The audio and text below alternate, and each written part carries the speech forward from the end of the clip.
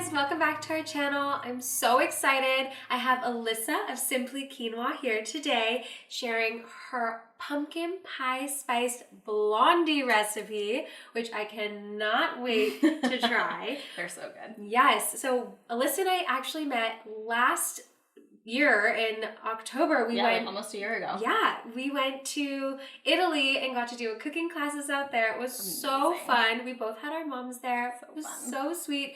And now we're here getting to make this. She's in my kitchen in New York, all the way from LA. I love it. So exciting. Yeah, so we also filmed a recipe for Alyssa's channel. We made spinach patties, so we're gonna link that below so you can check it out, as well as the recipe for all of this and all the links so you can see all the deliciousness Alyssa's creating over at Simply Quinoa.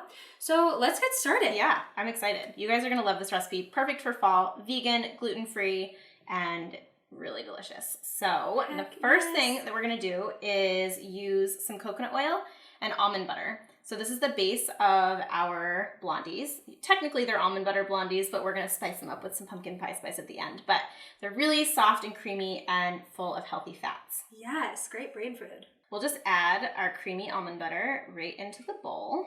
I love that. And I guess if you don't have, like, if you're allergic to nuts, you could always use a seed butter for this too. Yeah, you could totally use tahini. That would definitely work. Ooh. I think that would be really yummy. My go-to is sunflower, but I'm down with the tahini. I think tahini would be really good. Yes. So I have softened coconut oil in here, and I like using softened instead of melted, but it doesn't really matter. I think it would work both ways.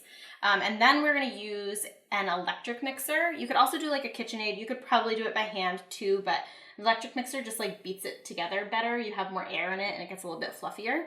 So we'll just do it lightly until it gets nice and combined.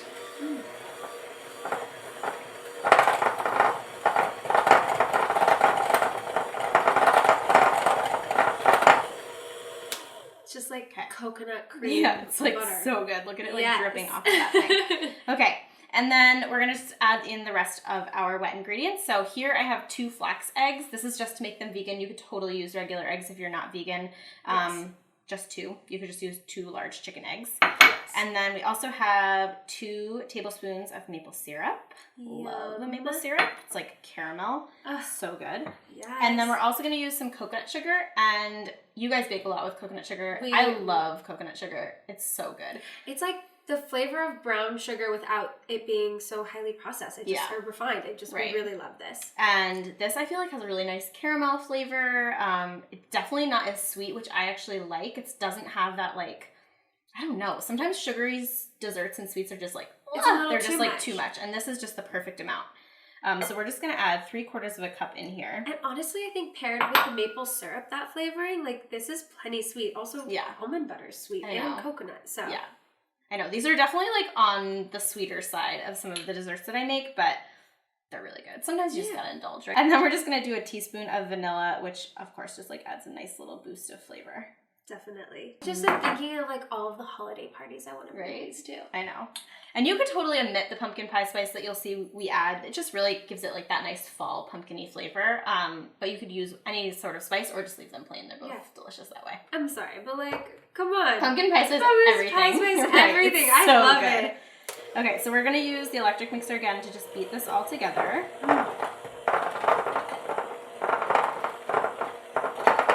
Like an almond butter sugar. It's so good. But I love that it's also just all in one bowl. This really isn't that messy. Really easy. I'm all about the less mess. Me too. We're gonna just move on to our dry ingredients. So the dry ingredients are quinoa flour. I love using quinoa flour. It adds a really nice flavor. Sometimes I think people think it's a little bit strong. If you do find it to be a little bit bitter, you can toast the flour ahead of time. I don't know if you guys have ever tried that. I've never toasted it so before. good. You just do it in like a dry skillet and it adds like a really nice nuttiness to it. It's really good. Definitely gonna try that. It takes a little extra time, so if you're in a hurry, you can just throw in regular quinoa flour. And then pumpkin pie spice and some baking powder and a little bit of sea salt. And then we're gonna stir in some chocolate chips at the end just because. Yes, because I love chocolate. The best. So here I have 3/4 of a cup of quinoa flour. And again, we can just like add this all in together, which is awesome. A tablespoon of pumpkin pie spice. Might seem like a lot, but it's a really good flavor. The more the merrier for us.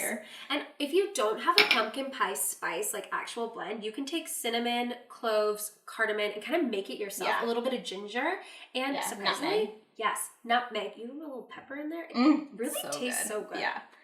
So then we just added some baking powder and sea salt. So I just do a nice generous pinch of salt. Salt in baking, some people think it's not necessary. I really think it is. It really helps bring out the flavor of your desserts.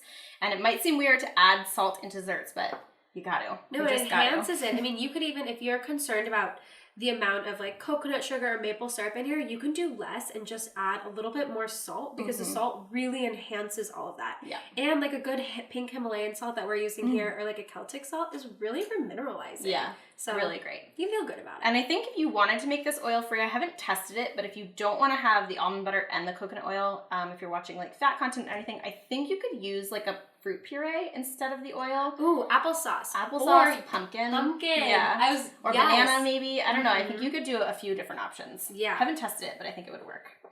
I think so too. That sounds a really good idea. I mean, more pumpkin, right? The merrier. I know.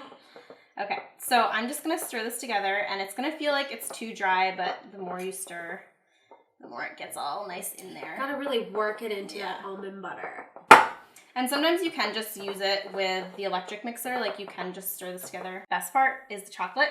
I like to actually keep some out so that I can sprinkle them on top at the end. Yes. And again, we're just gonna like fold this all together, and it turns into like kind of like a cookie dough almost. It really does. I could turn these into cookies now that I'm feeling the dough. Yeah. They probably would be really good cookies. That's it. So you just have this bowl of nice thick dough, and we're just gonna add it into a pan. I'm using an 8x8 pan here, and it's nice and thick. I know it's gonna feel like it's not the right texture, but that actually is the texture that you want it to be.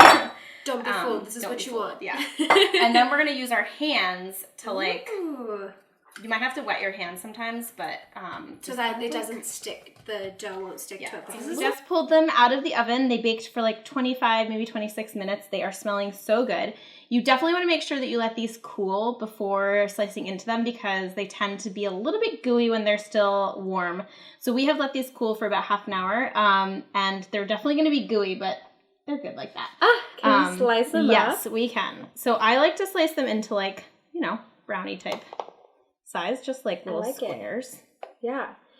It's nice. You can make them like little bite size, or you can even make them like little like long bars. Oh yeah, you could totally make them into bars. Yeah. Again, this full recipe will be linked below, and everything can be found on Simply Quinoa. Yep. And we have filmed another recipe too, a spinach patty one that's going to be on her channel as well. So you've got to make sure to check it out.